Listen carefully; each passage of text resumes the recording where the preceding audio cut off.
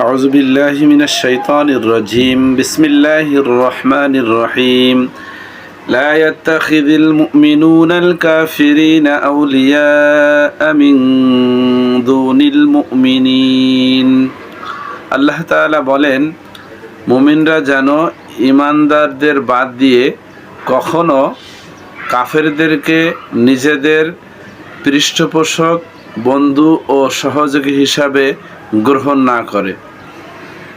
কেননা একজন প্রকৃত বন্ধু মুমিন হলে তার ভিতরে কখনো ধোঁকাবাজি থাকে না, সে কখনো বন্ধুকে কষ্ট দেয় না।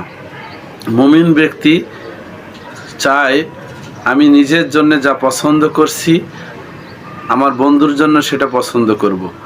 একজন মুমিন বান্দা কখনো বন্ধুকে ঠকাইতে চায় না। একজন মুমিন বান্দা কখনো তার ঈমানদার বন্ধুকে পৃথিবী থেকে নিঃস্ব করে দিতে চায় না। তাই আমাদেরকে সর্বদা আল্লাহ তাআলার এই আয়াতের পরে চিন্তা ভাবনা করে বন্ধু নির্বাচন করা উচিত।